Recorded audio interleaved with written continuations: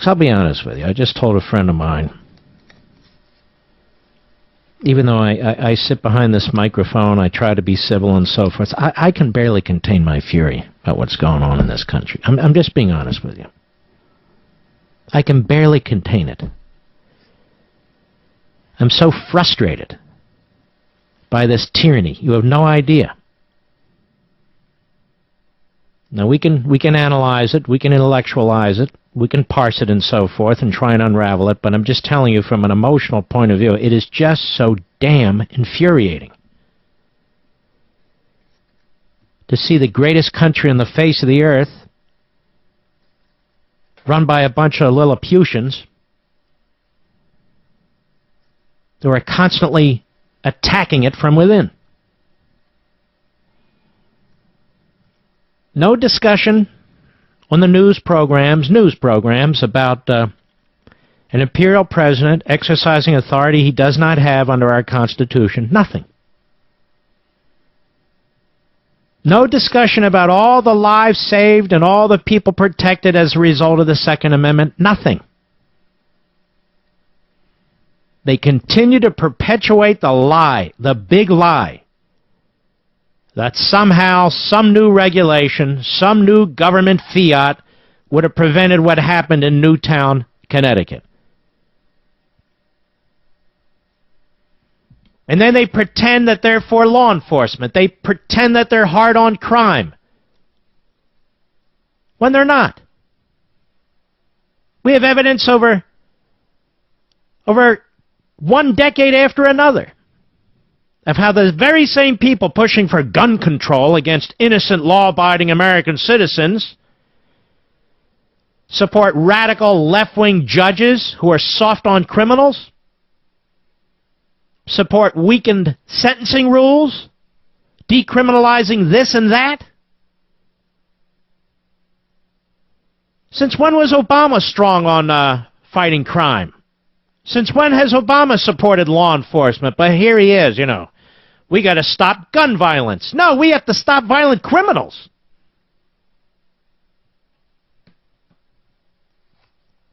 Now, anyway, there's a fury in me, I'm just being honest with you, that I'm trying to contain.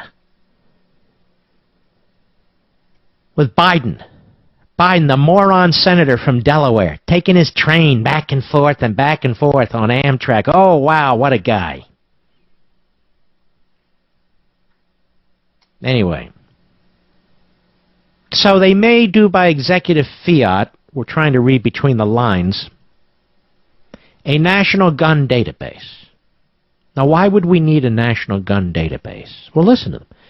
We need to know who has the weapons at all times and how many weapons they have and what weapons they have. How come? Why?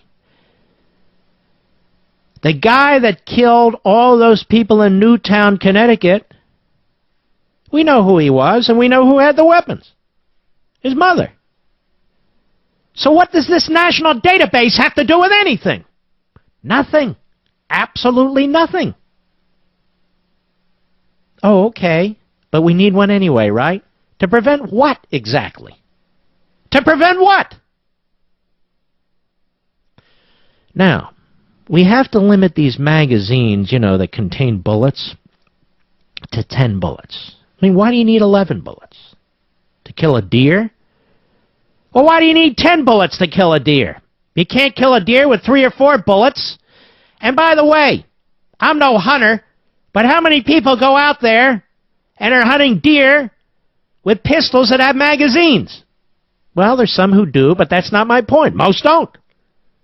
And yet they would limit those to, well, what do you need more than 10 bullets for? I'll tell you what you need them for. 2 masked thugs break into the 7-Eleven. And they have weapons that are not legal. We'll call them military-style weapons. They got them on the black market. The serial number's all scraped off, chiseled off. They didn't go through the background checks. They didn't follow the rules because they're what we call criminals. And they come in, and one of them has a weapon that can shoot 10 rounds. Another one has a weapon that can shoot 10 rounds. By my count, Mr. Producer, that's 20 rounds. And I'm a clerk. Now, I've practiced with my pistol, but I'm not a marksman. And particularly under conditions that are life and death, when I'm looking at two guys with masks and very powerful weapons. But don't worry, I have my .38 revolver, 5 bullets and 1 in the chamber. I've got 6, and they've got 20, and there's 2 of them. So I managed to go hide. Well, not hide, but hide behind, say, a row of something or other. And they're there. And I pull out my revolver. And I start shooting. And they start shooting with bigger guns and guns that shoot faster. So here's my question. Do you want to be limited? Or do you want to be able to kill them before they kill you? Should every innocent citizen caught in a situation like that, not exactly that, maybe you're in your home or whatever, be outgunned? I'm just curious. You see, these politicians, they don't live in the real world. They don't live in the real world. They're never caught in those situations. But the working stiff is. The middle class is. Working blue-collar people are. People who are minding their own business and living in their homes, they are too. Somebody breaks into your home, and you have a government-authorized gun. Let's say these rules go through. Government-authorized gun. Shoots very slowly and holds 10 bullets, no more. And people break into your home. It's dark. You got a couple of kids and a wife. Let's say you're a guy. They break into your home. Break into your basement. You're up on the bedroom floor. You don't know how many there are. You don't know where they are. You round up your kids. You round up your wife. You tell them, go hide. Hide under the bed. Hide in the closet. It's dark. You've got 10 bullets. You don't know what the hell they have. You don't even know how many of them there are. You don't need more than 10 bullets. Well, how do you know? What are you going to do? Shoot a deer?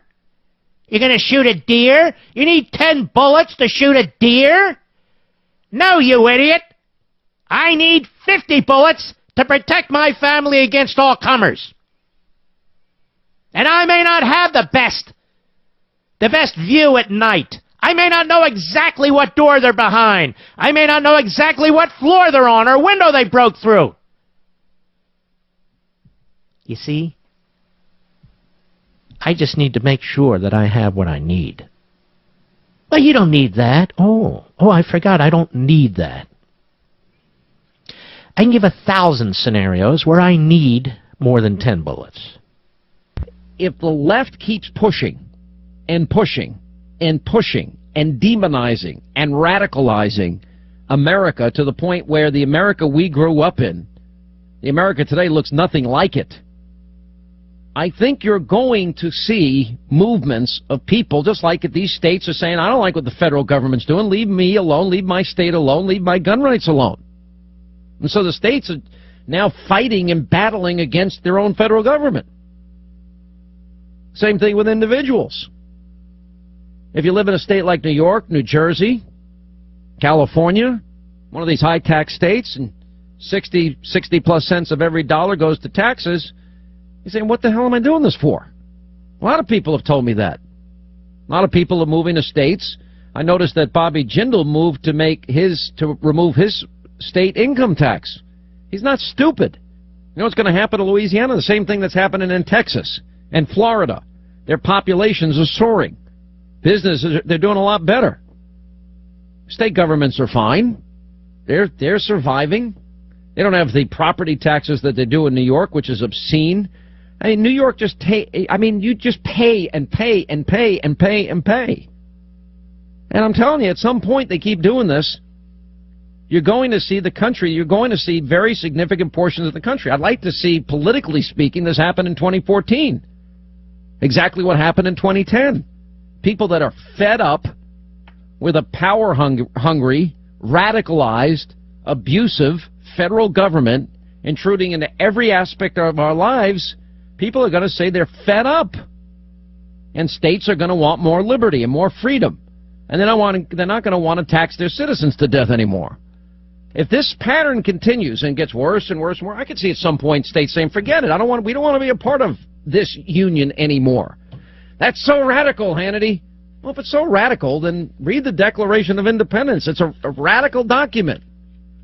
The ties that bind us. I'm not going to go over all that now, but I mean, we can. I mean, it is, I'm looking down the horizon is what I'm doing. And I'm telling you that there is a tipping point in all of these debates. Now, politically speaking, that means that people are going to be thrown out of office. I hope. But if not, there are going to be people in more conservative states that have had enough. I can see a state like Utah saying enough is enough, a state like Texas saying enough is enough.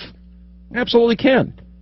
When the government becomes that at odds with people and infringes on basic and fundamental rights, when America gets transformed into a welfare state that they no longer recognize, where certain basic constitutional principles are just literally they plow over them and shredding the Constitution, and we don't need to worry about Article 1, Section 7 as America. We'll just use the 14th Amendment. That works for us here, and we don't view this as the right of the people to keep and bear arms shall not be infringed as any type of mandate, and maybe we'll just use executive orders to get things that we want done, and we don't like what happened with the DREAM Act, so we'll just grant amnesty, and we'll do it through executive order, and we'll just make appointments. We'll call them recess appointments even though the Senate's not in recess. A lot of people are getting sick of this.